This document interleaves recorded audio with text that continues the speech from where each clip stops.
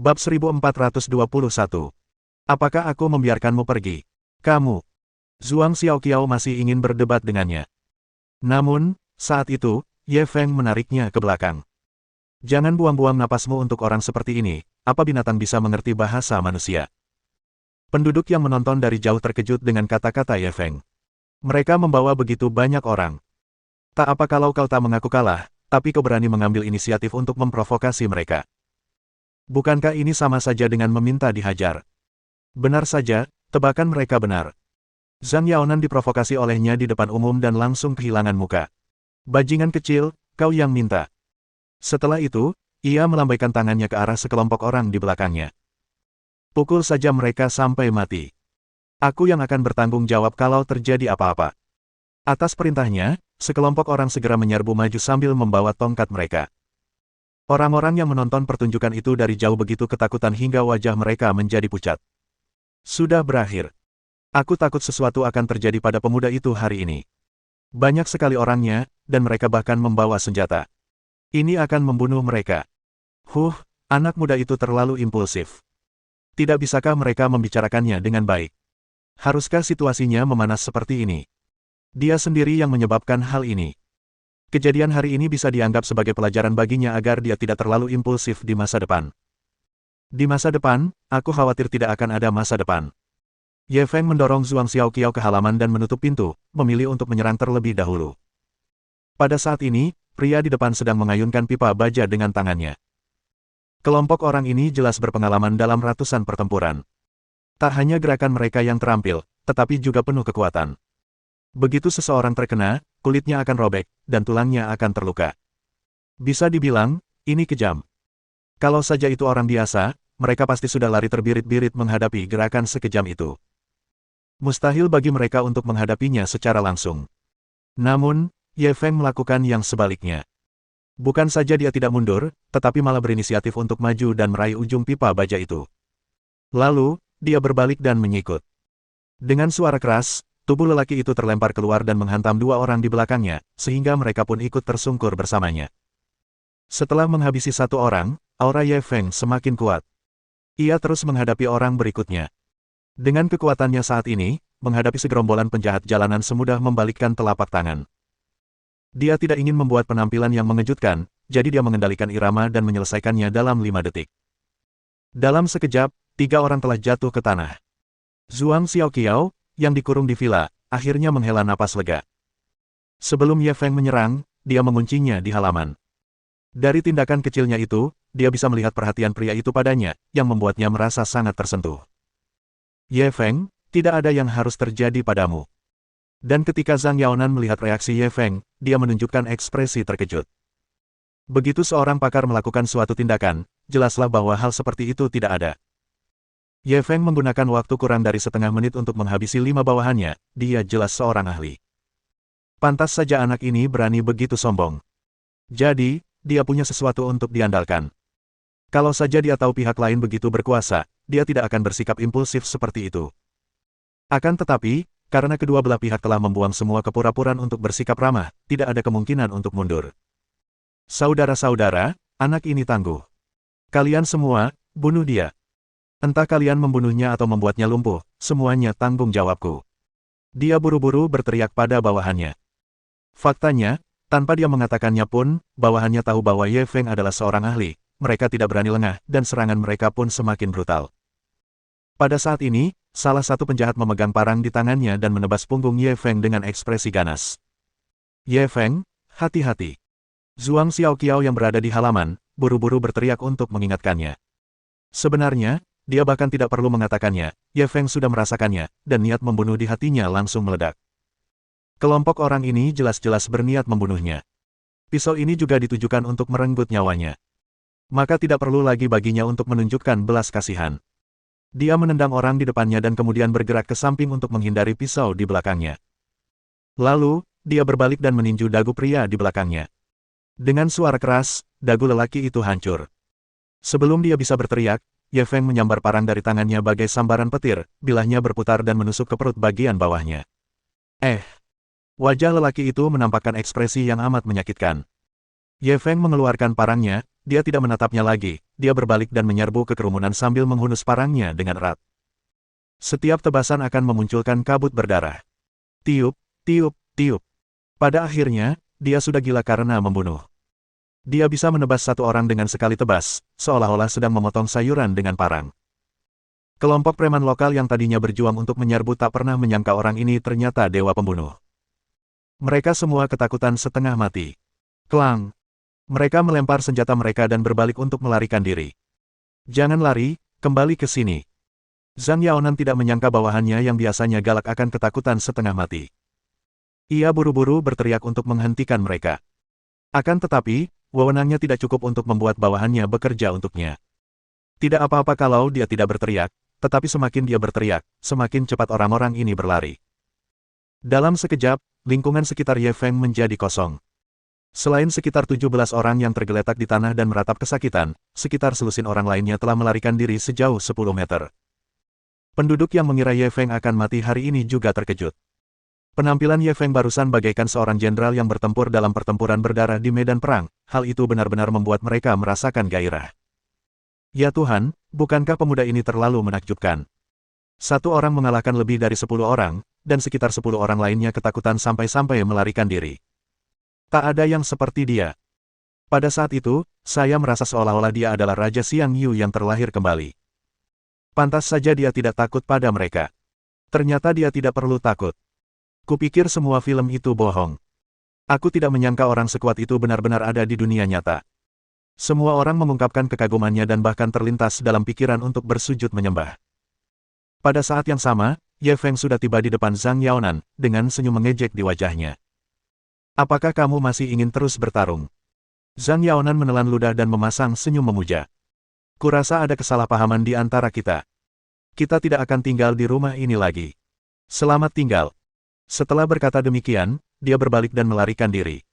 Tapi bagaimana mungkin Ye Feng melepaskannya begitu saja? Ia menendangnya hingga jatuh ke tanah. Apa aku membiarkanmu pergi? Kakak, aku salah. Seharusnya aku tidak tinggal di rumahmu tanpa izinmu. Beritahu aku jumlahnya.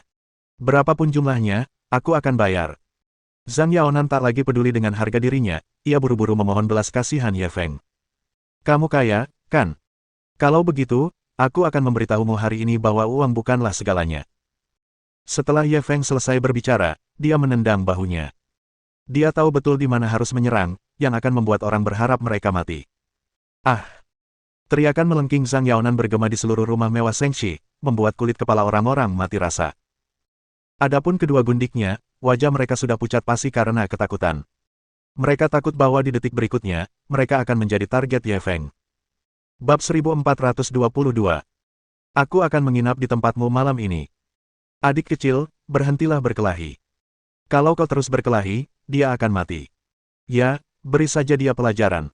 Jangan ikut campur. Gadis itu, cepat bujuk dia. Dia benar-benar tidak bisa bertarung lagi. Para penonton mencoba membujuknya. Saat itu, Zhang Yaonan telah dipukuli hingga babak belur. Wajahnya lebam-lebam, kulit dan dagingnya robek, dan ia tampak terluka parah. Tetapi hanya Ye Feng yang tahu bahwa lukanya tidak serius. Dia telah mengendalikan kekuatannya agar pihak lain tidak terluka parah, dan pada saat yang sama, dia bisa membuatnya menderita sakit fisik. Ye Feng, berhentilah bertengkar. Zhuang Xiaoqiao menghampirinya untuk membujuknya. Ia hanya ingin tinggal di Jiangzuo selama beberapa hari dan tidak ingin mempermasalahkannya.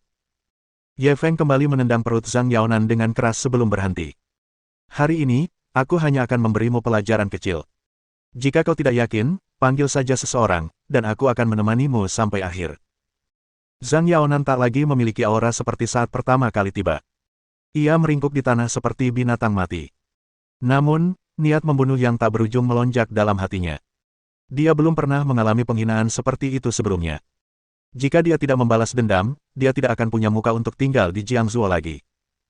Dia bersumpah dalam hati bahwa selama dia bisa lolos dari sini, dia akan segera mengumpulkan anak buahnya dan melampiaskan amarahnya. Meskipun Zhuang Xiaoqiao biasanya terlihat riang, dia sebenarnya sangat teliti. Jelaslah bahwa Zhang Yaonan menyembunyikan kebenciannya. Dia tak bisa menahan tawa. Dia mengeluarkan ponselnya dan menekan sebuah nomor.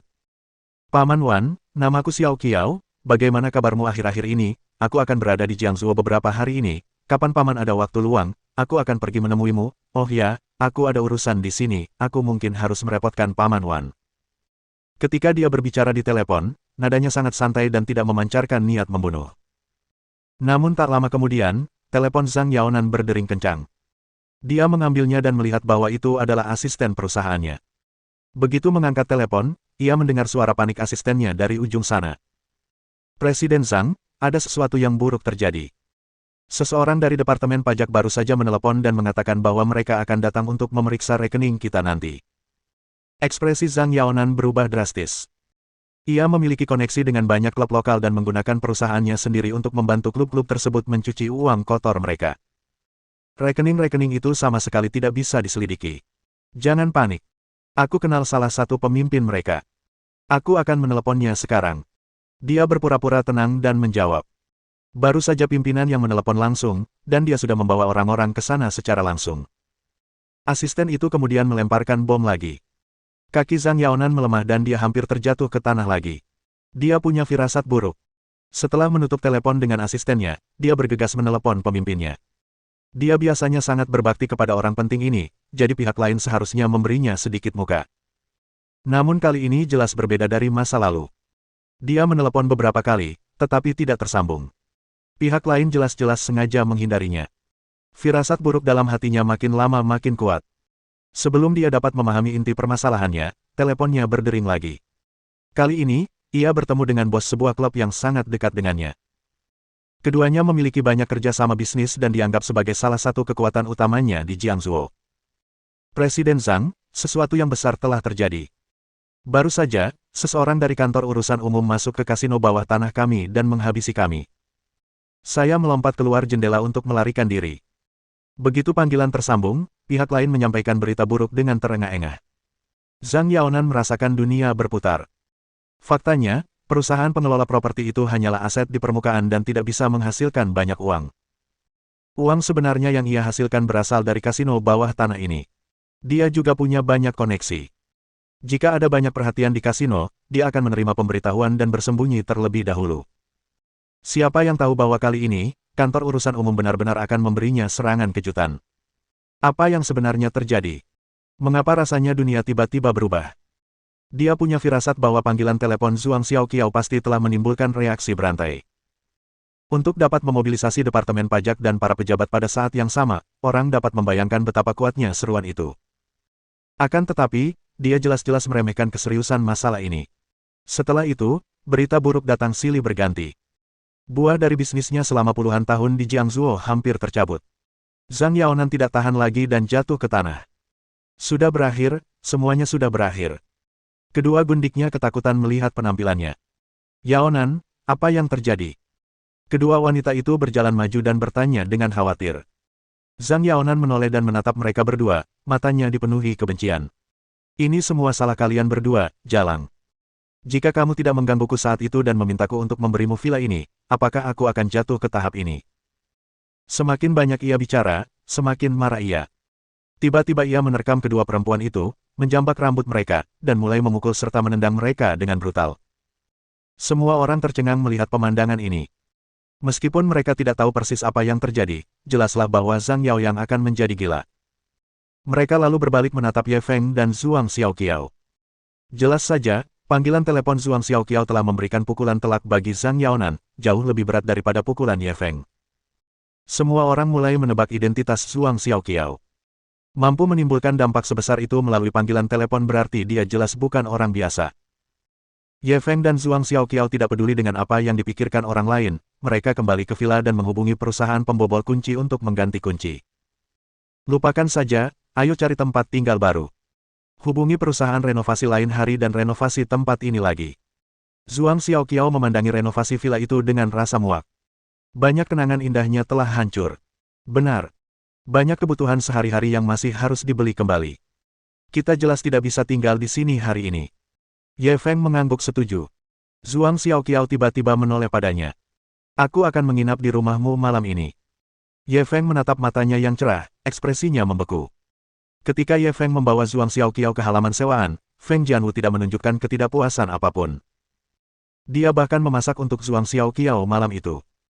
Zhuang Xiaoqiao sudah lama tahu bahwa Ye Feng dikelilingi banyak wanita, dan dia menyimpan dendam terhadap gadis yang secantik dirinya itu. Namun, berkat keramah tamahannya yang hangat, sedikit rasa canggung di hatinya berangsur-angsur hilang. Kemudian, mereka berdua bahkan mulai berbicara dan tertawa seperti sahabat. Ye Feng tidak dapat menahan diri untuk berseru keheranan. Setelah makan, mereka bertiga mengobrol sebentar di halaman sebelum kembali ke kamar masing-masing. Karena hanya ada satu kamar tidur, Ye Feng terlalu malu untuk memperebutkan kamar utama dengan dua wanita, jadi dia memilih ruang tamu. Saat itu sudah larut malam dan dia sudah hampir tertidur. Pada saat ini, ia tiba-tiba mendengar suara langkah kaki yang berdesir. Ia membuka matanya dan menyadari bahwa itu adalah Feng Jianwu. Bab 1423. Apakah Tuan tidak menyukainya?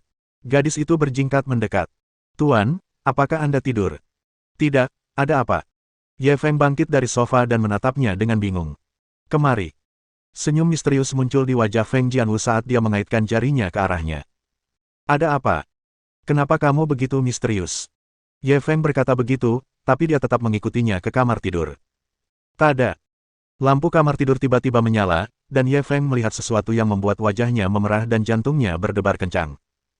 Zhuang Xiaoqiao sedang berbaring di tempat tidur. Kulitnya yang putih bersih berkilau di bawah cahaya. Matanya terpejam rapat, bagaikan putri tidur. Jantung Ye Feng berdebar kencang, matanya tak bisa bergerak lagi. Dia, ada apa? Tidak apa-apa. Aku hanya memasukkan sesuatu ke dalam airnya. Apapun yang kau lakukan, dia tidak akan bangun. Feng Jianwu langsung mengatakan sesuatu yang membuat Ye Feng tercengang. Kau memberinya obat bius. Ye Feng menatapnya dengan tatapan kosong. Benar. Memikirkan apa yang dipikirkan guru dan mengkhawatirkan apa yang dicemaskan guru adalah hal yang seharusnya dilakukan Feng Jian. Senyum memuja muncul di wajahnya saat ia menunggu pujian gurunya. Omong kosong, siapa yang menyuruhmu melakukan ini? Kau. Ini keterlaluan. Ye Feng terdiam. Saat mereka makan tadi, dia memperhatikan bahwa Feng Jianwu terlalu antusias terhadap Zhuang Xiaoqiao dan dia merasa sedikit aneh. Sekarang, dia akhirnya tahu apa yang dipikirkan gadis ini. Meskipun dia sebenarnya ingin melakukannya, bukankah terlalu berlebihan menggunakan cara tercela seperti itu? Apakah Tuan tidak menyukainya? Feng Jianwu menatapnya dengan iba. Ahem, ini bukan soal suka atau tidak. Ini. Feng Jian tahu kalau guru menyukainya, dan dia juga menyukai guru. Kalau kalian saling menyukai, kenapa kalian tidak bisa seperti itu? Feng Jianwu mengajukan pertanyaan yang Ye Feng tidak tahu harus menjawab apa. Aku tidak ingin bicara denganmu sekarang. Cepat pakaikan bajunya. Ye Feng merasa gadis ini semakin keterlaluan, sepertinya dia harus mencari kesempatan untuk memberinya pelajaran. Kau benar-benar tidak akan menyesalinya.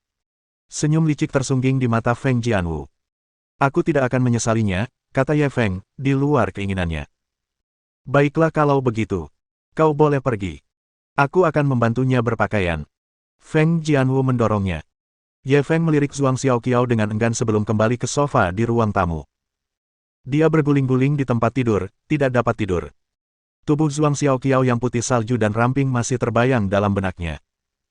Setelah beberapa saat, Feng Jianwu berjingkat keluar lagi dan berbaring di sampingnya sambil menyeringai padanya. Kenapa kamu malah tersenyum seperti itu, bukannya tidur? Ye Feng memelototinya dengan marah. Tuan, apakah Anda tidak bisa tidur? Feng Jianwu bertanya dengan nada nakal. Omong kosong, siapa bilang aku tidak bisa tidur, bantah Ye Feng. Jangan keras kepala begitu. Aneh kalau kamu bisa tertidur setelah melihat pemandangan seindah itu.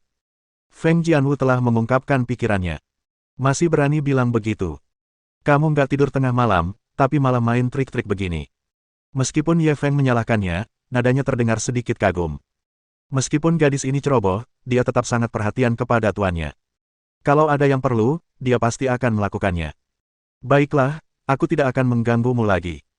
Aku akan kembali tidur, kata Feng Jianwu sambil perlahan berdiri. Dia mengenakan gaun tidur sutra biru muda.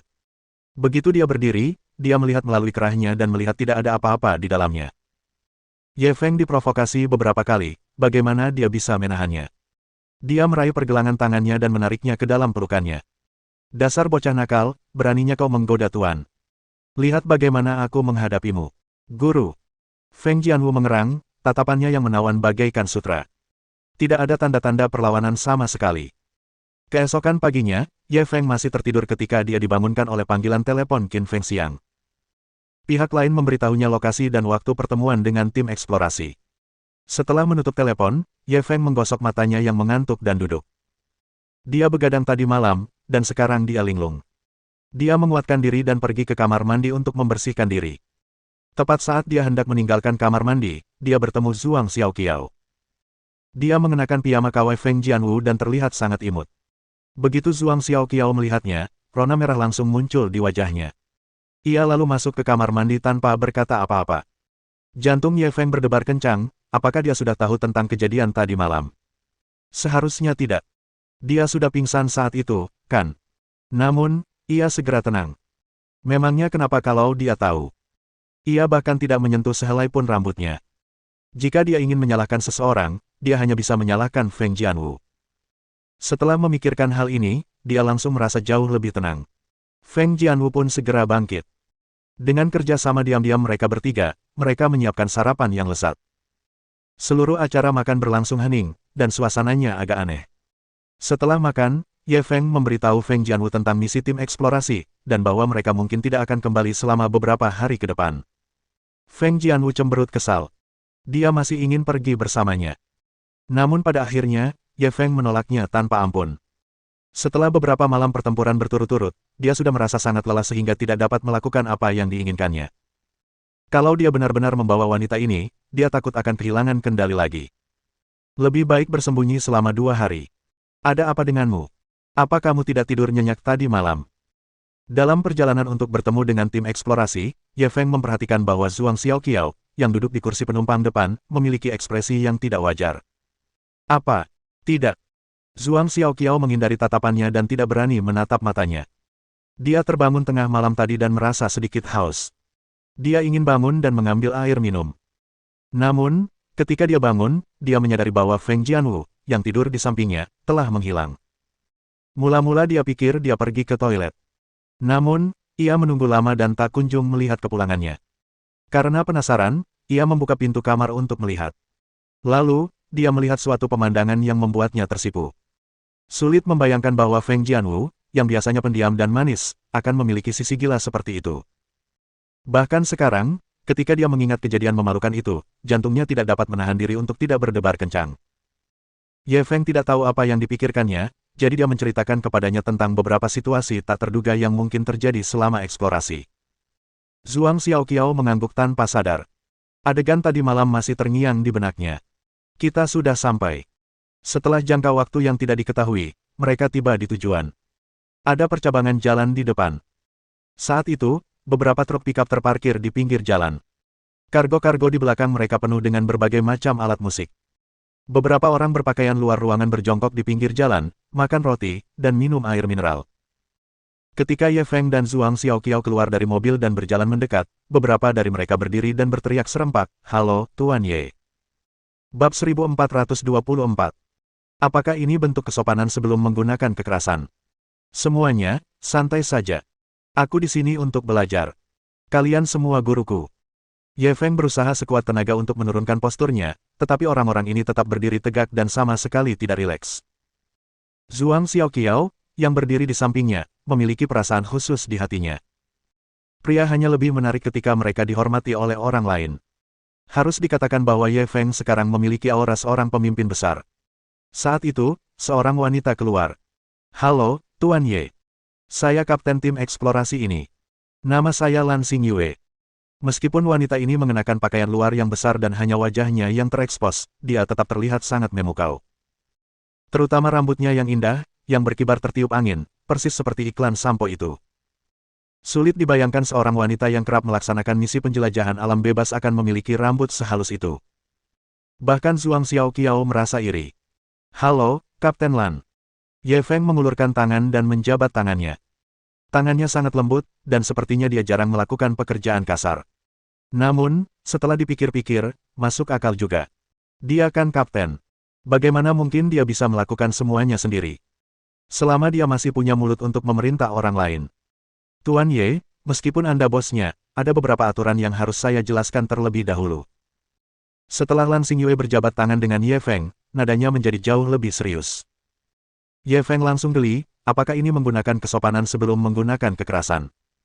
"Baiklah, silakan. Aku akan mendengarkan." Dia tidak berpura-pura menjadi bos dan mendengarkan dengan rendah hati. Mulai sekarang, hingga akhir misi eksplorasi, akulah pemimpin tertinggi tim ini. Siapapun yang berani melanggar perintahku, siapapun itu, harus segera meninggalkan tim. Lan Xingyue memancarkan keteguhan hati yang jarang terlihat pada pria. Tak heran ia bisa menjadi kapten. Baiklah, kami akan mengikuti perintah Kapten Lan. Ye Feng adalah orang pertama yang menyatakan pendiriannya, dia tidak ingin memerintah orang lain secara membabi buta selama misi ini. Bagus. Ayo pergi. Lan Xingyue sangat puas dengan sikapnya. Ia khawatir bos besar ini akan mengkritik tim eksplorasi. Yang paling dibencinya adalah orang awam yang memerintah seorang ahli. Kalau begitu, dia pasti sudah menyerah. Dilihat dari penampilannya, dia puas dengan sikap Ye Feng. Dengan perintahnya, tim eksplorasi segera mengambil tindakan. Mereka bahkan secara khusus melengkapi Ye Feng dengan walkie-talkie untuk memfasilitasi komunikasi antar mobil. Menurut pengantar Lan Xingyue, mereka telah mengunci beberapa area berdasarkan intelijen. Di antaranya adalah tambang perak, tembaga, dan batu bara. Setelah mendengar perkenalannya, Ye Feng dipenuhi dengan antisipasi. Jika dia benar-benar dapat menemukan urat mineral tersebut kali ini, maka dia dapat dianggap sebagai orang yang memiliki tambang dalam keluarganya. Sumber daya dari urat mineral berbeda dari industri lainnya. Industri lain memerlukan investasi konstan dan dapat dihilangkan di masa mendatang. Namun, urat mineral tidak terlalu mengkhawatirkan. Mereka tidak perlu khawatir tentang pasar dan dapat terus menciptakan nilai. Tentu saja, semua ini didasarkan pada premis bahwa mereka benar-benar dapat menemukan urat mineral. Mereka baru membuat penilaian awal. Mereka masih perlu menyelidiki dengan saksama sebelum dapat menentukan keaslian informasi tersebut. Konvoi itu bergerak maju dan segera meninggalkan daerah perkotaan. Semakin jauh mereka berjalan, semakin terpencil daerah itu. Setelah berkendara selama lebih dari 1 jam, konvoi memasuki daerah pegunungan dan akhirnya berhenti di luar hutan lebat. Kita tidak bisa mengemudi lagi. Keluar dari mobil dan bawa perlengkapanmu. Lan Xingyue keluar dari mobil terlebih dahulu dan menyapa semua orang. Ye Feng dan Zhuang Xiaoqiao juga keluar dari mobil. Apa yang bisa kami bantu? Ye Feng datang ke hadapan Lan Xingyue, melihat ke kedalaman hutan. Bantu aku membawa peralatannya. Lan Xingyue tidak menanggapinya dengan sopan. Ia menunjuk peralatan eksplorasi di dalam truk pickup. Ye Feng tidak berkata apa-apa, dia berjalan mendekat dan mengambil sebuah peralatan yang tidak dapat disebutkan namanya, beratnya sekitar 100 pon, dan cukup berat. Zhuang Xiaoqiao berusaha sebaik mungkin membantu membawa beberapa barang. Kemudian rombongan itu berjalan menuju hutan lebat dengan cara yang megah. Semuanya, hati-hati. Ada banyak jebakan yang dipasang pemburu di hutan ini. Jangan masuk ke dalamnya. Lan Xingyue memberi instruksi kepada semua orang sambil mencari arah di peta. Saudari Lan, apakah masih ada mangsa di hutan ini? Zhuang Xiaoqiao menghampirinya dan bertanya sambil menyeka keringatnya. Dia adalah orang yang paling antusias dalam tim. Ini adalah pertama kalinya dia datang ke hutan primitif seperti itu, dan rasa ingin tahunya jauh lebih besar daripada rasa takutnya. Jangan takut. Ikuti saja aku. Lan Xingyue mengira dia takut, jadi dia berkata dengan santai. Menurut tebakannya, gadis cantik nan konyol itu kemungkinan besar adalah simpanan bos besar itu. Akan tetapi, dia tidak punya niat untuk membencinya. Selama dia tidak menimbulkan masalah baginya, dia tidak akan peduli dengan urusan orang lain. Tim eksplorasi masuk jauh ke dalam hutan, dan suhu mulai meningkat. Menjelang siang, suhu di hutan sudah mencapai lebih dari 30 derajat Celcius. Mereka yang bertubuh lemah sudah merasa pusing. Mari kita istirahat sebentar dan makan sesuatu. Lan Xingyue menemukan tempat kosong dan meminta semua orang untuk berhenti dan beristirahat. Para anggota tim eksplorasi meletakkan peralatan mereka dan berkumpul bersama untuk makan biskuit padat dengan air mineral. Ye Feng dan Zhuang Xiaoqiao juga menerima sebagian. Namun, Zhuang Xiaoqiao hanya menggigitnya sedikit dan merasa itu terlalu menjijikkan, jadi dia memberikan sisa biskuit itu kepada Ye Feng dan berlari ke Lan Xingyue. Kak Lan, staminamu sungguh bagus. Setelah melewati begitu banyak jalan pegunungan, rasanya kakiku hampir patah, tapi ternyata kau baik-baik saja. Zhuang Xiaoqiao menatap Lan Xingyue dengan kagum. Aku sering pergi misi. Aku sudah terbiasa. Lan Xingyue tidak suka bicara, jadi dia hanya menjawab dengan santai. Aku benar-benar iri pada kalian karena bisa pergi ke banyak tempat menyenangkan. Zhuang Xiaoqiao menantikannya. Menyenangkan. Lan Xingyue meliriknya dengan seringai di wajahnya. Jelas, dia merasa kata-kata Zhuang Xiaoqiao sedikit seperti, mengapa tidak makan kue? Seberapa sulitkah bagi mereka untuk keluar dan melakukan misi eksplorasi? Jika bukan demi mencari nafkah, siapa yang tidak ingin tinggal dengan nyaman di rumah? Nona muda ini benar-benar menganggap itu menyenangkan. Zhuang Xiaoqiao sangat sensitif, dia menyadari bahwa dia telah mengatakan sesuatu yang salah, jadi dia menjulurkan lidahnya dan duduk kembali di samping Ye Feng. Kau sudah dibantah, kan? Ye Feng menatapnya dengan penuh kepuasan. Zhuang Xiaoqiao melotot padanya dan mengabaikannya. Setelah makan, anggota tim eksplorasi mulai beristirahat.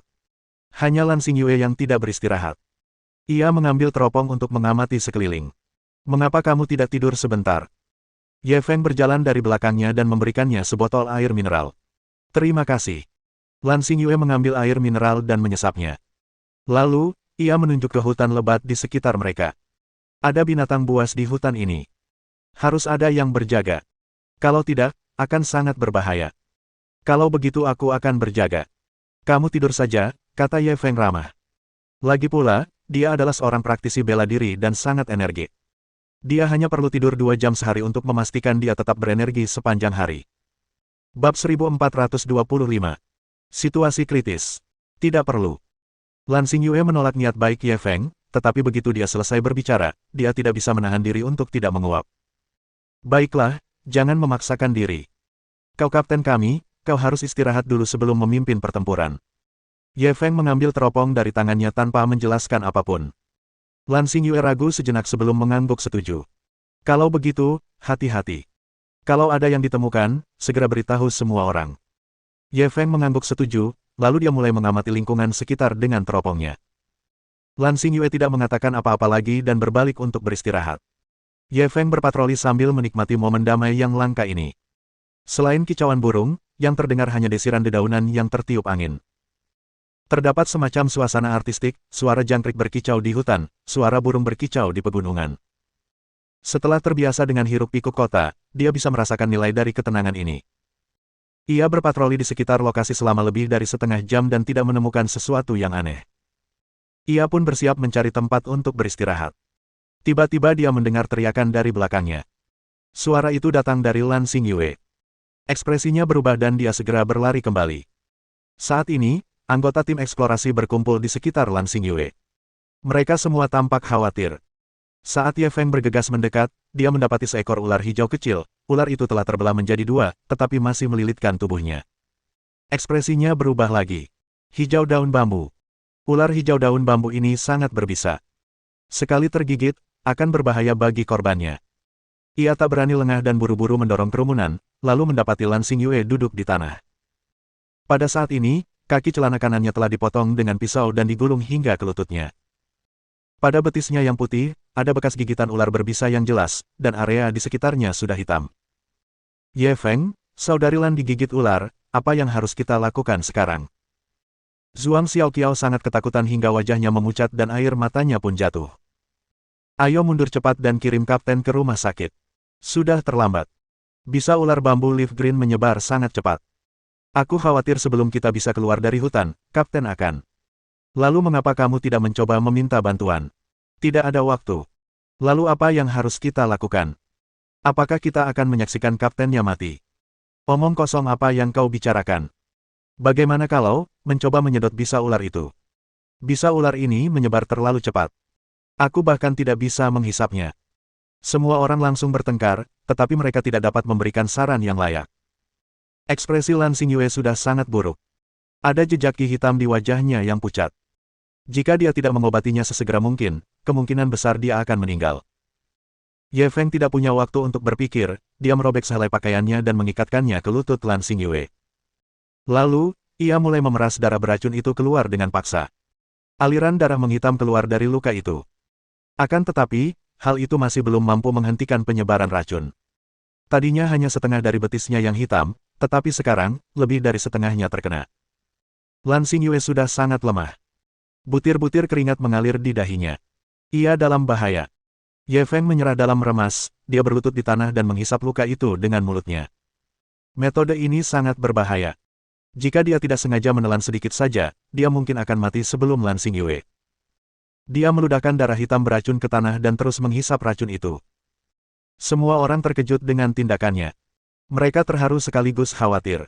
Jika ini salah, 2 nyawa akan hilang. Lan Xingyue mencoba mendorongnya, tetapi dia terlalu lemah untuk melakukannya. Ye Feng menarik napas beberapa kali, meskipun ki hitam tidak berkurang, setidaknya tidak menyebar secepat itu.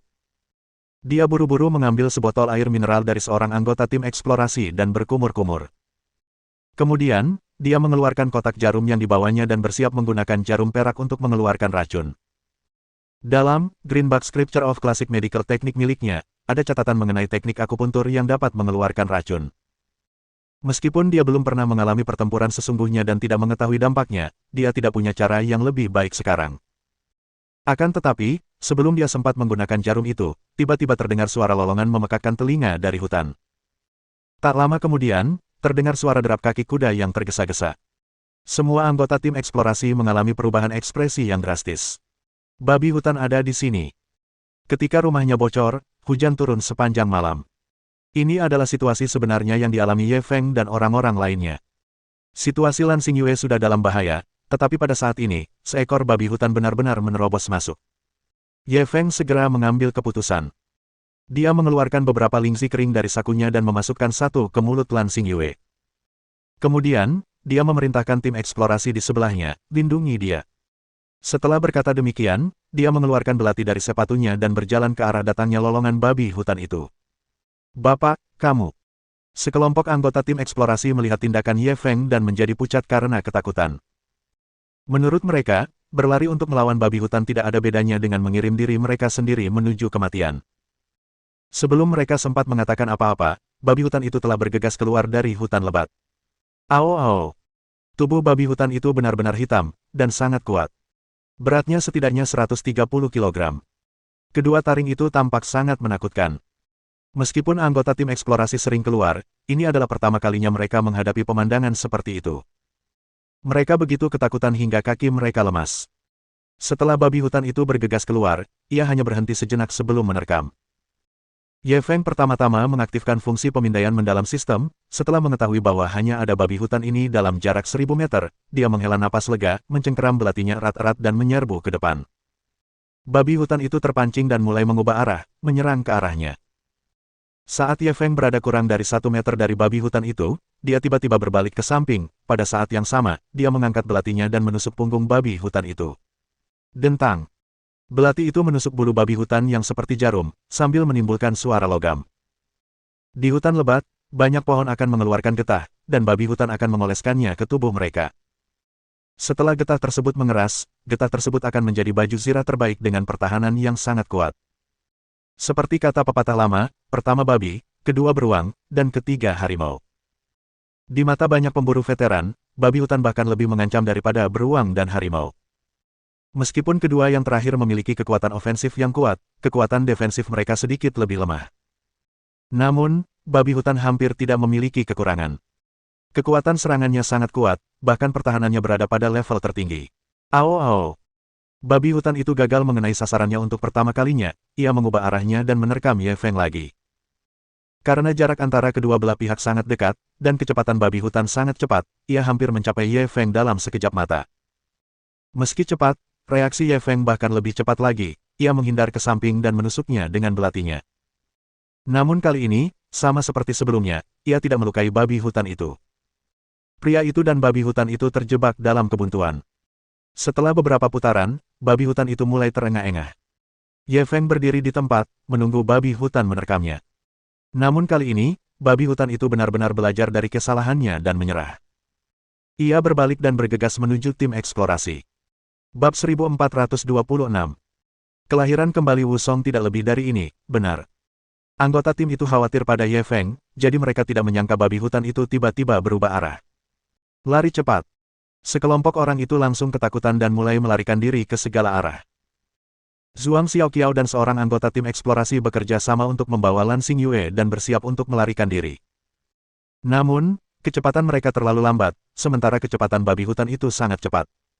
Ia menerjang dalam sekejap mata. Zhuang Xiaoqiao panik dan tersandung, menyebabkan mereka bertiga jatuh ke tanah. Babi hutan buas itu sudah menerkam. Ketiganya tampak seperti akan hancur. Namun, pada saat ini, tiba-tiba ada sesosok tubuh menerkam dari belakang babi hutan itu, memeluknya, dan berguling ke samping. Zhuang Xiaoqiao masih terkejut dan buru-buru menoleh. Sosok itu adalah Ye Feng, dia saat ini sedang bertarung dengan babi hutan itu. Babi hutan itu terus melengkungkan kepalanya, mencoba menusuk dadanya dengan taringnya. Ye Feng memegang gading babi hutan itu erat-erat dan menariknya kembali. Meskipun Zhuang Xiaoqiao sangat ketakutan, ia tetap menguatkan hatinya. Ia berdiri dan mengambil belati yang jatuh ke tanah, lalu menerjang babi hutan itu. Jangan datang. Ye Feng buru-buru berteriak, tapi dia terlambat. Zhuang Xiaoqiao memegang belati dengan kedua tangan dan menusuk pantat babi hutan itu. Ao ao. Babi hutan itu langsung menjadi ganas, mengeluarkan lolongan yang memekakkan telinga dan mengguncang Ye Feng seperti orang gila, lalu berbalik dan menerkam ke arah Zhuang Xiaoqiao. Zhuang Xiaoqiao sudah ketakutan setengah mati. Ia menatap kosong ke arah taring babi hutan yang semakin mendekat, tak tahu harus berbuat apa. Taring babi hutan itu hendak menusuk dadanya. Pada saat kritis ini, Ye Feng tiba-tiba muncul di sampingnya seperti hantu, dia meraih pinggangnya dan menariknya ke samping. Tangannya yang lain mencengkeram belati di tangannya dan melemparkannya sekuat tenaga. Babi hutan itu menjerit nyaring dan mulai berlarian dengan liar. Setelah beberapa kali menghantam pohon, belati itu semakin dalam. Akhirnya, gagangnya pun ikut tertancap. Babi hutan itu akhirnya kehabisan tenaga dan jatuh ke tanah, sambil berkedut tak henti-hentinya. Baru pada saat itulah anggota tim eksplorasi berkumpul dan melihat darah di tanah dengan kaget. Adegan tadi terlalu menegangkan. Semua orang ketakutan sampai kaki mereka lemas. Lalu, semua orang memandang Ye Feng seakan-akan mereka sedang melihat dewa. Ya Tuhan, Tuan Ye benar-benar membunuh babi hutan dengan tangan kosong. Jika aku tidak melihatnya dengan mata kepalaku sendiri, aku tidak akan mempercayainya bahkan jika kau memukuliku sampai mati. Kurasa babi hutan itu lebih ganas daripada harimau. Dia benar-benar dibunuh oleh Tuan Ye sendiri. Bahkan jika Wu Song terlahir kembali, dia tidak akan bisa berbuat banyak, kan? Wu Song. Menurutku Tuan Ye bahkan lebih baik daripada Wu Song. Anggota tim eksplorasi masih bermimpi, mereka bahkan memiliki keinginan untuk menyembah Ye Feng. Faktanya, mereka sangat muak dengan Ye Feng pada awalnya. Melihat usianya yang masih muda, mereka mengira dia adalah pewaris generasi kedua yang kaya dari keluarga besar. Akuisisi Origin Mining hanya iseng. Kali ini, dia mungkin ingin bersenang-senang dengan mereka. Meski mereka tidak menunjukkannya di wajah, semua orang tidak dapat menahan diri untuk mengumpat dalam hati. Baru pada saat ini, ketika Ye Feng menyelamatkan hidup mereka, mereka benar-benar mengerti. Mereka salah. Apakah kamu baik-baik saja? Ye Feng menoleh untuk melihat Zhuang Xiaoqiao. Zhuang Xiaoqiao menatapnya kosong, dan setelah beberapa saat, ia tiba-tiba menghambur ke pelukannya. Hiks, Ye Feng, aku sangat takut, kukira aku akan mati. Jelas sekali dia benar-benar takut kali ini. Tubuhnya yang halus masih gemetar. Hehe, masih tahu caranya takut. Mana kekejamanmu yang menusuk pantat babi hutan tadi? Ye Feng tak kuasa menahan godaan ketika melihatnya seperti ini. Bukankah aku melakukan itu untuk menyelamatkanmu? Kau malah menertawakanku. Apa kau tidak berperasaan? Zhuang Xiaoqiao mengeluh sambil menyeka air matanya. Ye Feng sebenarnya sangat tersentuh. Meskipun tindakan Zhuang Xiaoqiao sedikit gegabah dan terlalu percaya diri, dia masih berusaha menyelamatkannya. Berapa besar keberanian yang dibutuhkan untuk menyelamatkan seseorang tanpa memedulikan keselamatannya sendiri? Dia hendak mengatakan beberapa patah kata lagi padanya. Pada saat ini, salah satu anggota tim eksplorasi tiba-tiba berteriak, "Kapten pingsan." Ye Feng tidak peduli untuk berbicara dengan Zhuang Xiaoqiao saat itu, dia bergegas-bergegas untuk memeriksa. Lan Xingyue sudah pingsan. Ada beberapa garis hitam di wajahnya yang cantik. Racun itu jelas menyebar dengan cepat. Jika bukan karena Lingzi milik Ye Feng, racun itu pasti sudah menyerang jantungnya sejak lama.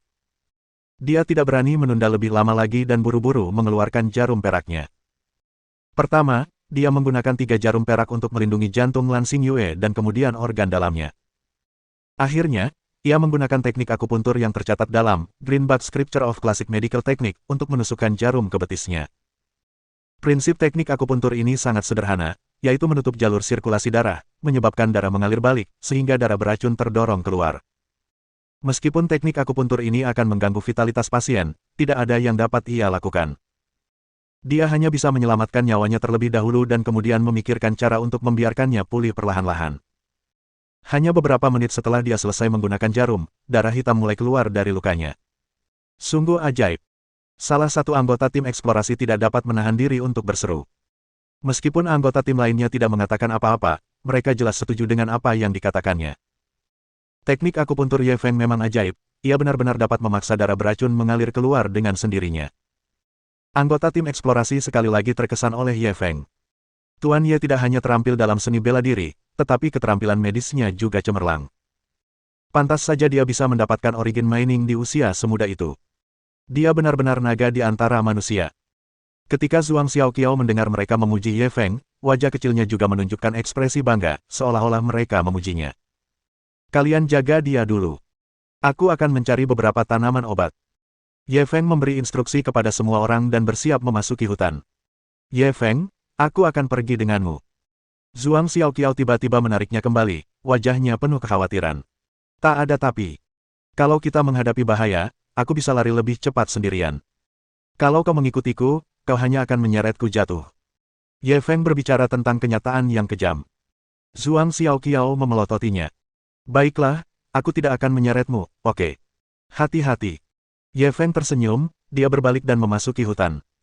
Ada pepatah di antara orang-orang, dimanapun ular muncul, akan ada penawarnya dalam 7 langkah. Meskipun pernyataan ini sedikit dibesar-besarkan, namun memang ada kemungkinan tertentu. Terutama dengan bantuan pemindaian mendalam sistemnya, ia dengan cepat menemukan beberapa herbal yang dapat menghilangkan panas dan mendetoksifikasi, seperti teratai 7 daun dan rumput raksasa. Dalam waktu kurang dari 10 menit, dia kembali.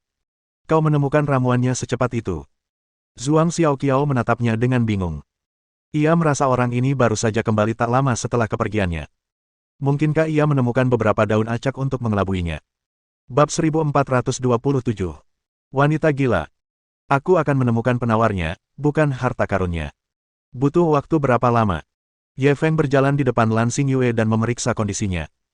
Setelah waktu yang singkat itu, racun di betisnya sudah banyak berkurang, dan kulitnya pun jauh lebih baik daripada sebelumnya. Ia menunggu beberapa saat lagi hingga racunnya hilang sepenuhnya. Kemudian, ia mengunyah beberapa herba yang telah dipetiknya ke dalam mulutnya. Ia mengoleskannya ke betis wanita itu dan membalutnya dengan kain kasa. Akhirnya, dia mengeluarkan botol porselen dari sakunya dan mengeluarkan sebuah pil. Inilah penawar yang telah diraciknya sendiri sebelum ia datang ke Jiangzuo. Lagi pula, dia datang untuk mencari harta karun rahasia Raja Siang, jadi mau tidak mau dia harus pergi ke pegunungan dan hutan yang dalam untuk menyiapkan obat-obatan pertahanan diri. Dia hanya tidak menyangka hal itu akan berguna secepat ini. Dia membuka mulut Lan Xingyue dan memasukkan pil itu. Kemudian dia menghela napas lega dan duduk di sampingnya. Apakah Suster Lan baik-baik saja? Zhuang Xiaoqiao menghampirinya dan menyerahkan sebotol air mineral. Ia lalu bertanya dengan hati-hati. Mari kita berusaha sebaik mungkin dan serahkan pada takdir. Hanya ini yang bisa kita lakukan. Ye Feng mengambil air mineral dan meneguknya dalam-dalam, menghilangkan sedikit panas di tubuhnya. Para anggota tim eksplorasi menatap Lan Xingyue dengan cemas. Satu-satunya hal yang dapat mereka lakukan sekarang adalah menunggu dia bangun. Waktu berlalu sedikit demi sedikit. Lan Xingyue baru bangun sekitar pukul 2 siang. Saudari Lan, kau akhirnya bangun. Zhuang Xiaoqiao yang berjaga di samping langsung menyadarinya. Para anggota tim eksplorasi juga berkumpul di sana, dengan gembira. Lan Xingyue berusaha keras untuk duduk. Ia melihat perban di betisnya dan dengan cepat menemukan Ye Feng di antara kerumunan. Terima kasih. Dia tahu bahwa Ye Feng lah yang menyelamatkan hidupnya. Namun, ia tak pandai berkata-kata. Meskipun ia sangat bersyukur, ia tak bisa mengucapkan kata-kata terima kasih yang bertele-tele itu. Ye Feng hanya mengangguk ringan. Melihat ekspresinya yang tidak terlalu bagus, dia menyarankan, kurasa kita tidak bisa menyelesaikan misi eksplorasi kali ini. Sebaiknya kita pergi dan mengirimmu ke rumah sakit. Yang lainnya mengangguk setuju. Namun, Lan Xingyue menggelengkan kepala dan menolak. Tujuan kita tidak jauh lagi. Kalau kita mundur sekarang, bukankah perjalanan kita akan sia-sia? Tidak apa-apa, aku bisa bertahan. Ye Feng terdiam. Kamu bisa melakukan misi eksplorasi lagi kapan saja. Kalau kamu kehilangan nyawa, kamu tidak akan punya kesempatan lagi. Aku baik-baik saja sekarang. Ayo lanjutkan.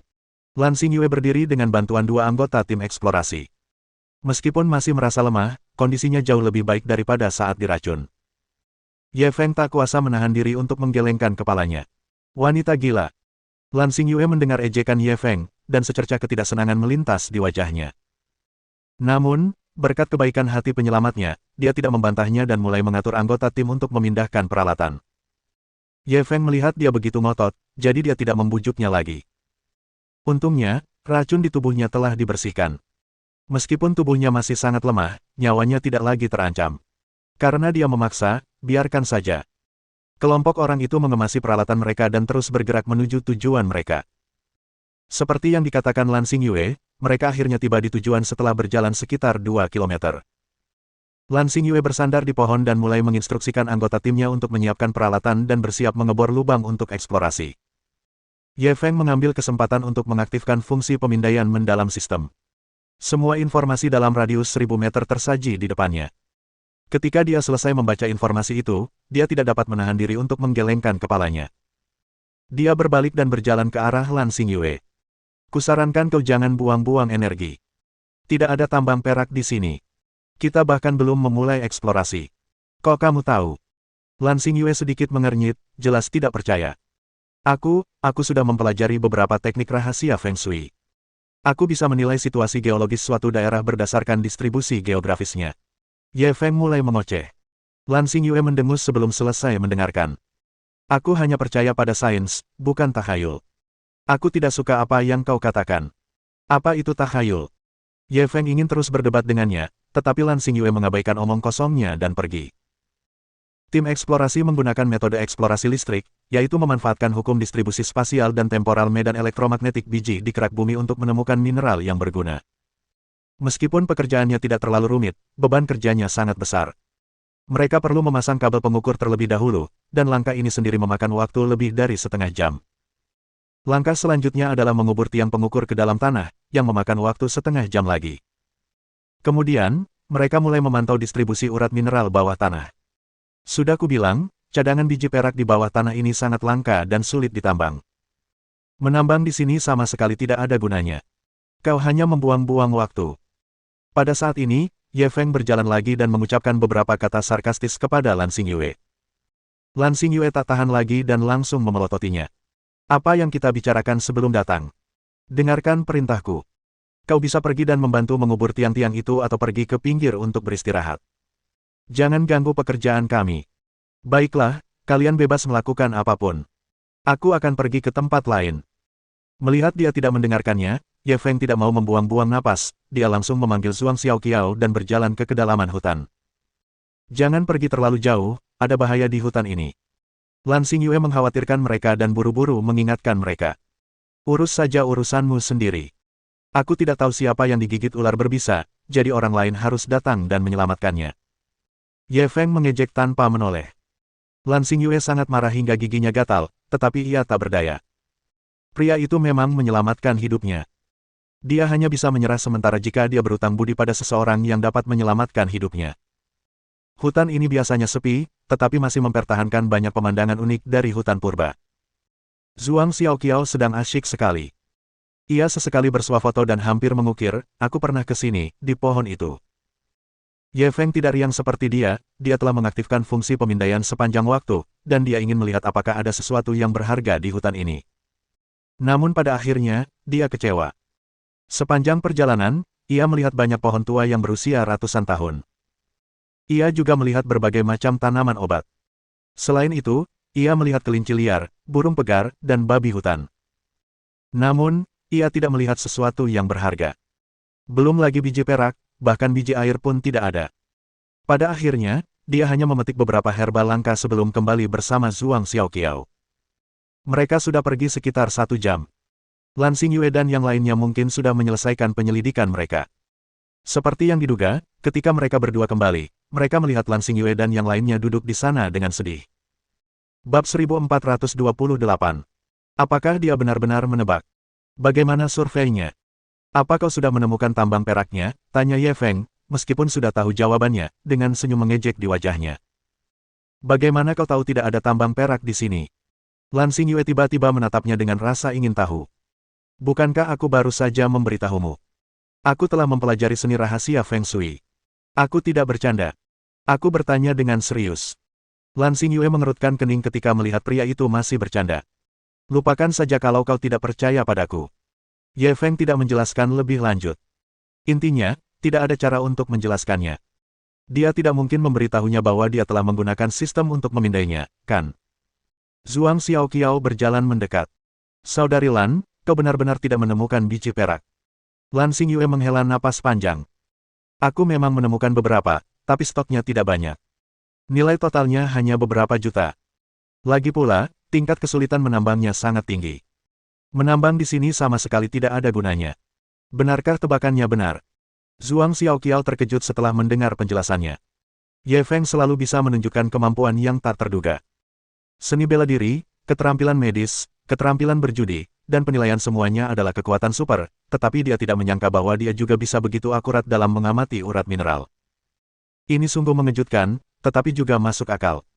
Aku tidak suka apa yang kau katakan. Apa maksudmu menebak?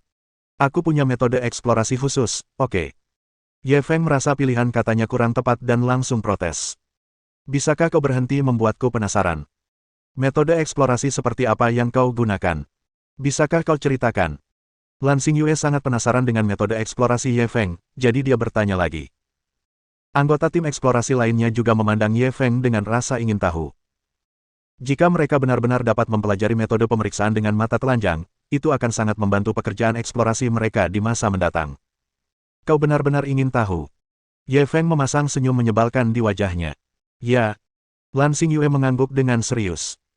Kalau begitu aku akan mengatakan yang sebenarnya padamu.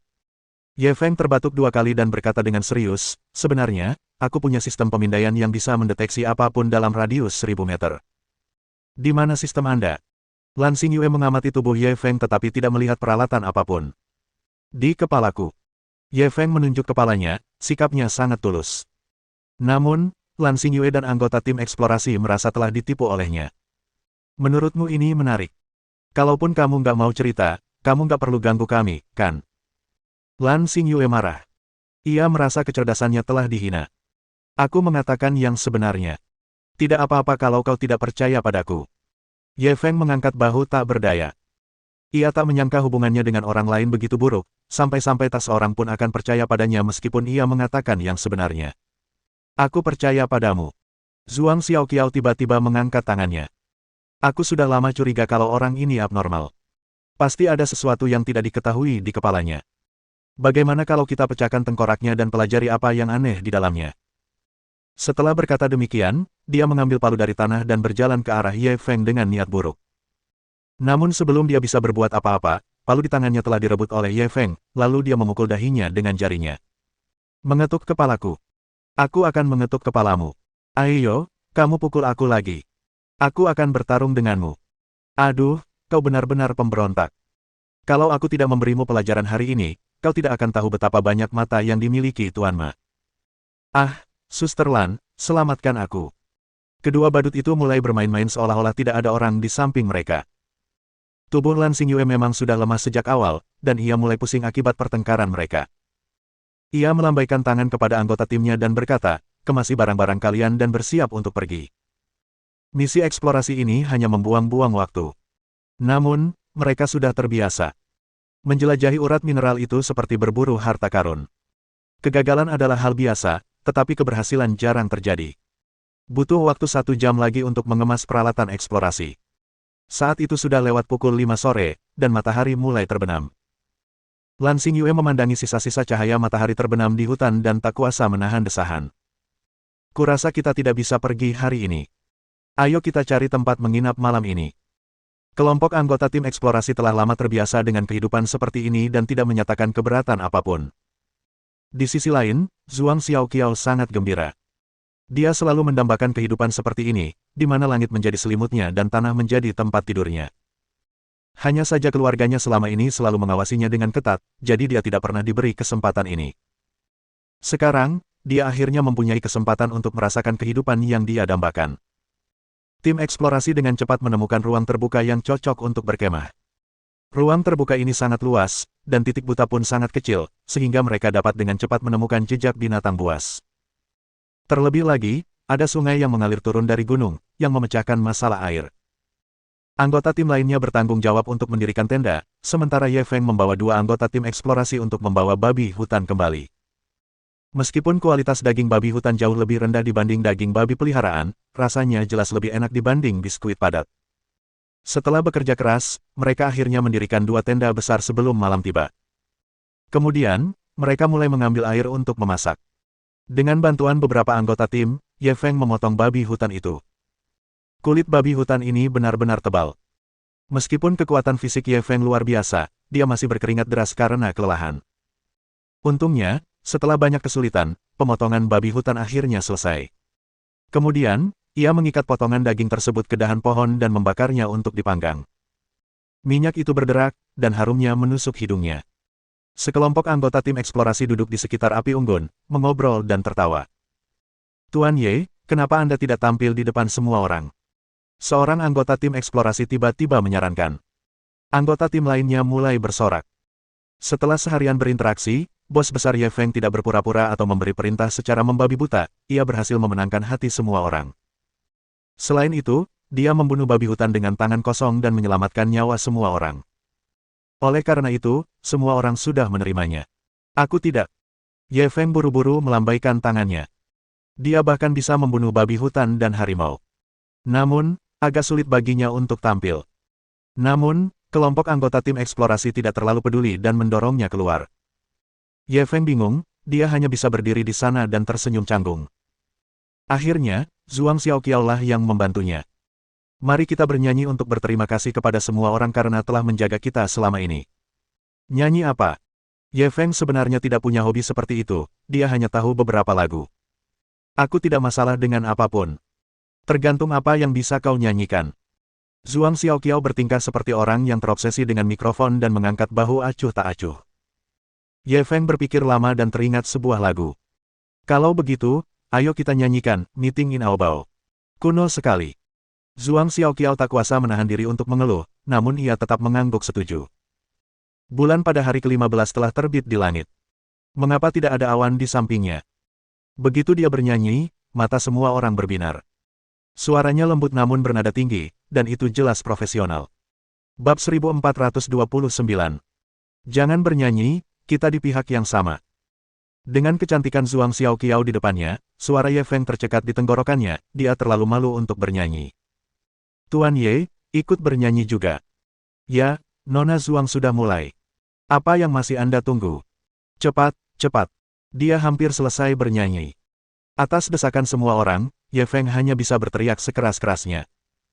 Aku sedang menunggu wanita cantik itu, kenapa kau belum datang juga? Lirik pendek ini tidak hanya sumbang, tetapi juga tidak bernada. Bisa dibilang sangat sulit didengar.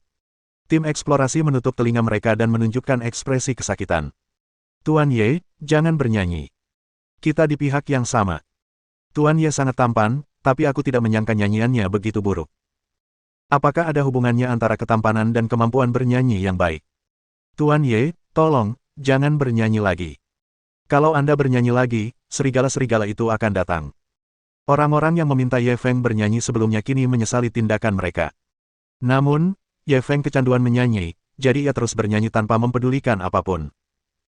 Bahkan Zhuang Xiaoqiao pun kehilangan nadanya karena Ye Feng. Akhirnya, Zhuang Xiaoqiao menyerah dan membiarkannya tampil sendiri. Namun berkat penampilan Ye Feng, suasana menjadi jauh lebih hidup. Sorak-sorai dan tawa bergema di seluruh hutan. Bahkan Lan Xingyue yang jarang tersenyum pun ikut tersenyum. Di bawah cahaya api, dia memiliki pesona yang unik. Dalam suasana gembira, babi hutan itu akhirnya matang. Bumbu yang digunakan tidak banyak, hanya sedikit garam yang ditambahkan ke daging babi hutan. Tekstur dagingnya sangat padat dan rasanya seperti daging buruan. Rasanya tidak selezat babi domestik. Namun, setelah seharian bekerja keras dan penuh ketakutan, semua orang akhirnya makan dengan sangat lahap. Bahkan Zhuang Xiaoqiao, yang sangat pilih-pilih makanan, makan dengan lahap. Ye Feng melihat Lan Xingyue duduk sendirian di sana, yang tidak bergegas maju untuk berbagi daging. Ia mengambil pisau dan memotong sepotong daging paha yang kualitasnya relatif lebih baik.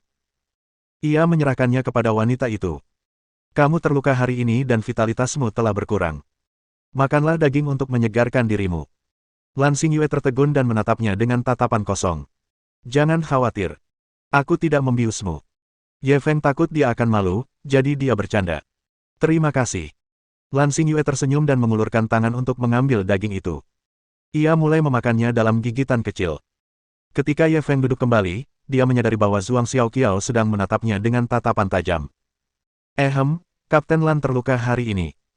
Sudah sepantasnya kita merawatnya, kan, jelasnya, tapi terdengar seperti berusaha menutupinya. Aku juga kaget hari ini. Bukankah aku seharusnya diberi makan? Zhuang Xiaoqiao memelototinya dengan marah. Tentu saja harus. Kamu harus makan dengan baik. Aku akan membantumu memilih sepotong daging yang enak, kata Ye Feng sambil memotong sepotong daging dari babi hutan yang tersisa dan memberikannya padanya. Aku tidak mau bagian ini. Aku mau daging kaki. Zhuang Xiaoqiao mengamuk. Tidak ada lagi daging kaki. Ye Feng menunjuk babi hutan yang kehilangan keempat kakinya. Ia berada dalam posisi yang sulit. Tidak, aku ingin makan daging kaki. Zhuang Xiaoqiao tidak tahu apa yang salah, tetapi tiba-tiba ia kehilangan kesabaran dan meninggikan suaranya. Para anggota tim eksplorasi yang tengah mengobrol dan tertawa semuanya terdiam dan menatap keduanya dengan rasa ingin tahu. Mereka berdua baru saja bermesraan dan bahkan menyanyikan lagu berjudul Meeting in Aobao, yang mereka pahami secara diam-diam. Mengapa mereka tiba-tiba bertengkar?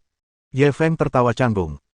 Kalau kamu mau makan daging kaki, nanti kalau kita kembali ke kota, aku akan mentraktirmu sampai muntah. Nggak apa-apa, kan? Tidak, aku ingin memakannya sekarang. Zhuang Xiaoqiao memelototinya dengan keras kepala. Tidak ada yang tersisa sekarang. Aku tidak bisa pergi ke hutan untuk membunuh satu lagi untukmu, kan? Bagaimana kalau aku potong pahaku dan panggang saja untukmu? Ye Feng ingin bercanda untuk meredakan suasana canggung. Namun, Zhuang Xiaoqiao justru lebih antusias. Tentu, potong saja. Kalau kamu berani memotongnya, aku juga berani memakannya. Ekspresi Ye Feng juga mulai berubah gelap, dia tidak tahu apa yang salah dengannya. Saat itu, Lan Xingyue menyerahkan potongan kaki babi hutan di tangannya. Nona Zhuang, silakan makan punyaku. Lagi pula aku sedang tidak nafsu makan. Zhuang Xiaoqiao tidak menghargainya. Dia memberikannya padamu. Aku tidak menginginkannya. Ye Feng tak kuasa menahan amarahnya lagi, ia membanting potongan daging itu ke tanah. Kalau kau tak mau memakannya, pergilah. Air mata Zhuang Xiaoqiao mulai mengalir. Ye Feng, aku membencimu. Setelah berkata demikian, dia bangkit dan berlari ke dalam tenda. Suasana yang awalnya ramai seketika menjadi sunyi setelah keributan ini. Aku akan memeriksanya. Lan Xingyue berdiri dengan susah payah dan mengikutinya ke dalam tenda. Karena hanya ada 2 gadis dalam tim, mereka diberi tenda kecil. Kelompok pria yang tersisa berdesakan masuk ke dalam tenda besar. Perjamuan berakhir dalam suasana yang canggung. Ye Feng mengambil inisiatif untuk berjaga. Setelah semua orang kembali ke tenda masing-masing untuk beristirahat, dia duduk di dekat api unggun dan mulai merenung. Sekarang setelah dia tenang, dia perlahan mengerti mengapa Zhuang Xiaoqiao tiba-tiba kehilangan kesabarannya. Dia mungkin cemburu karena dia melihatnya memberi Lan Xingyue daging. Sebenarnya, dia tidak terlalu memikirkannya saat itu. Dia hanya merasa Lan Xingyue sedang terluka dan perlu dirawat. Namun, dia tidak menyangka Zhuang Xiaoqiao akan begitu cemburu. Dia tahu bahwa dia dikelilingi banyak wanita, tetapi dia tidak pernah cemburu sebelumnya. Dia tidak tahu apa yang salah dengannya hari ini. Tepat saat ia sedang berpikir keras, Lan Xingyue keluar dari tenda dan duduk di hadapannya. Masuklah dan hibur dia. Ye Feng juga marah. Kenapa aku harus menghiburnya? Kalau aku menghiburnya, siapa yang akan menghiburku? Lan Xingyue tak kuasa menahan senyum getir. Lagi pula, dia kan perempuan. Demi menyelamatkanmu hari ini, dia bahkan menyerbu babi hutan tanpa mempedulikan keselamatannya sendiri. Emosinya pasti sedang labil setelah ketakutan seperti itu. Saat ini, dia butuh perhatianmu. Ketika Ye Feng mendengar dia menceritakan kejadian siang itu, dia pun teringat adegan Zhuang Xiaoqiao menyerang babi hutan dengan belati demi menyelamatkannya, dan hatinya pun melunak. Tanpa berkata sepatah kata pun, dia berdiri dan berjalan memasuki tenda. Zhuang Xiaoqiao sedang duduk di dalam tenda sambil menyeka air matanya. Ketika melihatnya masuk, ia langsung memalingkan muka.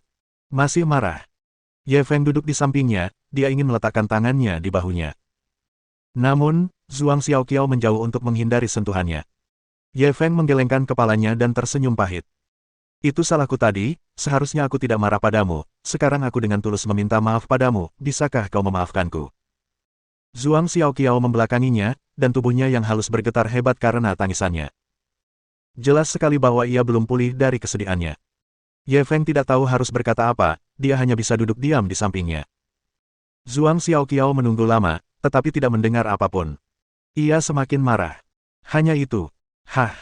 Ye Feng tertegun. Lalu apa lagi yang kau inginkan? Bab 1430. Maukah kau menjadi wanitaku? Zhuang Xiaoqiao berbalik dan memelototi Ye Feng dengan marah.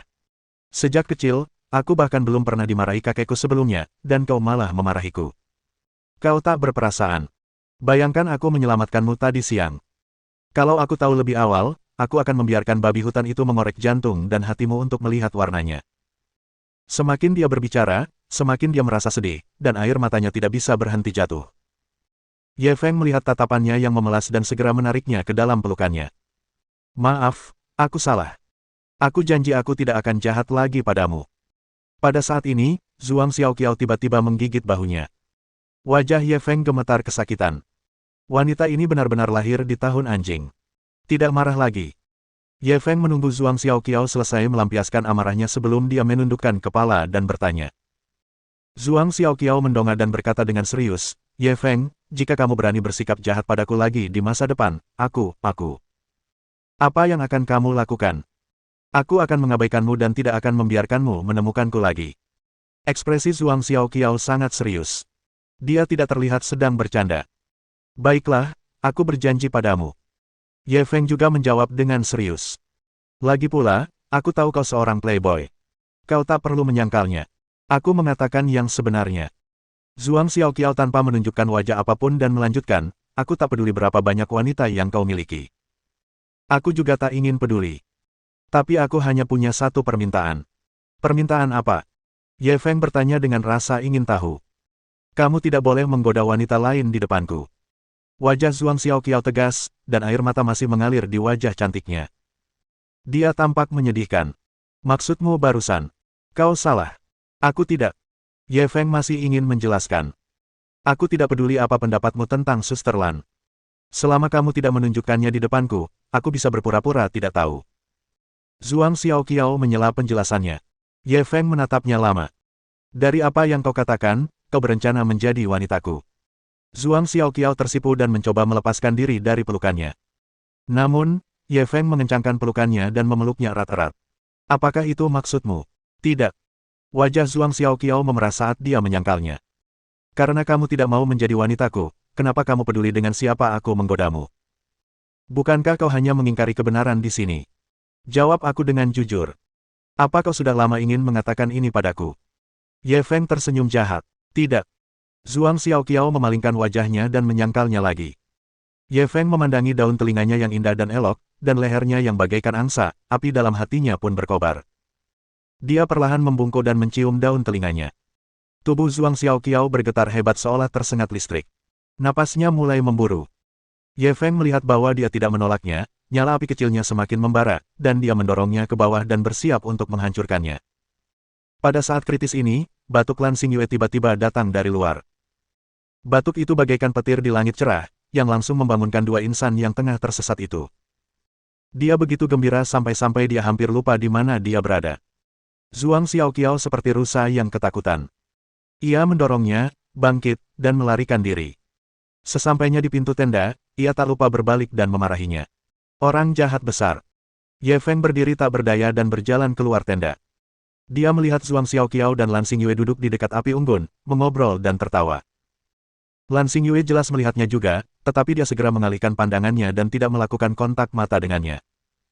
Ye Feng tidak pergi untuk merusak suasana harmonis di antara keduanya. Ia berbalik dan berjalan menuju sungai. Ia mulai bermeditasi. Meskipun mereka jauh, pendengarannya sangat baik. Suara kedua gadis yang sedang mengobrol terus memasuki telinganya. Saudari Lan, kau tidak tahu betapa hebatnya Ye Feng, dia tidak hanya ahli dalam pengobatan dan bela diri, tapi dia juga pandai menilai harta karun. Benarkah begitu? Kau tidak tahu. Waktu kami membuka kotak rahasia di Jalan Antik, orang lain sulit membukanya, tapi dia berhasil membukanya dengan 100%. Sangat kuat. Tahukah kamu berapa banyak uang yang dia hasilkan dari membuka kotak buta waktu itu? Ketika Ye Feng mendengar pujian Zhuang Xiaoqiao, dia tidak bisa menahan diri untuk tidak tersipu. Mengapa wanita ini tiba-tiba merasa tercerahkan dan mulai mempertimbangkan untuk membantu suaminya mendapatkan selir? Untungnya dia tidak ada di sana, kalau tidak, dia pasti ingin mencari lubang untuk bersembunyi. Kedua wanita itu mengobrol sebentar. Mereka mungkin lelah, jadi mereka kembali ke tenda untuk beristirahat. Ye Feng duduk di tepi sungai dan meneruskan meditasinya. Itu adalah malam yang damai. Keesokan paginya, semua orang bangun dan mandi. Para anggota tim eksplorasi terkejut saat mengetahui bahwa Ye Feng dan Zhuang Xiaoqiao, yang membuat keributan tadi malam, telah berbaikan lagi. Mereka tidak hanya berdamai, tetapi hubungan mereka tampak semakin dekat. Keduanya sengaja menjaga jarak satu sama lain dan tidak akan melakukan kontak terlalu dekat. Tetapi saat ini, Zhuang Xiaoqiao tidak hanya berinisiatif memberikan handuk kepada Ye Feng, tetapi dia bahkan membantunya merapikan pakaiannya. Dia seperti seorang istri kecil yang penuh perhatian. Semua orang melihat gelombang PDA di pagi hari. Semua orang tidak bisa tidak memuji metode Ye Feng dalam membujuk wanita. Setelah sarapan sederhana, semua orang mulai berkemas dan pergi. Setelah beristirahat semalaman, kondisi mental Lan Xingyue jauh lebih baik. Setidaknya ia tidak lagi membutuhkan bantuan siapapun. Mereka masih harus bergegas ke tujuan berikutnya. Menurut Lan Xingyue, mereka akan menjelajahi total 3 area yang mencurigakan. Area kedua terletak di daerah pegunungan di barat daya. Terdapat tambang batu bara milik swasta di sana, tetapi menurut informasi yang dapat dipercaya, kemungkinan juga terdapat tambang emas di area tersebut. Setelah lebih dari 3 jam perjalanan, rombongan akhirnya keluar dari hutan. Mereka mengisi ulang perlengkapan dan melanjutkan perjalanan ke target berikutnya. Zhuang Xiaoqiao kembali tenang seperti biasa. Sepanjang perjalanan, ia tak henti-hentinya berbicara. Kepala Ye Feng sakit saat mendengar celoteh itu, dia berharap bisa mengusirnya di tengah jalan. Namun, dia juga belajar beberapa hal tentang Lan Xingyue darinya. Konon, ayahnya dulunya seorang penjelajah. Kemudian, ia memasuki daerah tak berpenghuni untuk penjelajahan dan mengalami tanah longsor serta lumpur. Ia tidak pernah keluar lagi. Saat itu Lan Xingyue sedang mengikuti ujian masuk perguruan tinggi dan awalnya ingin mendaftar ke Akademi Seni untuk menjadi pelukis. Namun, setelah mengalami pukulan seperti itu, dia melamar jurusan geologi yang tidak populer, karena ingin meneruskan karir ayahnya. Ye Feng awalnya penasaran, mengapa seorang wanita cantik seperti dia melakukan pekerjaan eksplorasi yang bahkan dikeluhkan pria. Kali ini semua keraguan terpecahkan. Dia tidak bisa tidak mengagumi wanita ini. Mereka berkendara di jalan yang bergelombang. Ketika mereka tiba di tujuan kedua, hari sudah siang. Untungnya, kali ini bukan lagi daerah tak bertuan. Ada tambang batu bara di dekatnya, jadi ada banyak restoran kecil di sekitarnya. Setelah semua orang keluar dari mobil, mereka tidak terburu-buru menjalankan misi. Sebaliknya, mereka mencari restoran untuk makan. Sekelompok pria dan wanita itu melahap makanan mereka seperti hantu kelaparan. Untungnya, ada banyak penambang batu bara di restoran itu, jadi tata krama makan mereka lebih buruk daripada tata krama mereka. Mereka tampaknya tidak terlalu menarik perhatian. Mohon dukungan dari omom ante-ante sekalian, buat subscribe atau sharekan novel Mimin ke Facebook kalian, agar channel Mimin bisa terus berkembang. Dengan begitu, Mimin bisa lebih semangat untuk up novel seru lain ke depannya. Buat teman-teman yang sudah subscribe dan sharekan novel Mimin, Mimin ucapkan terima kasih sebanyak-banyaknya.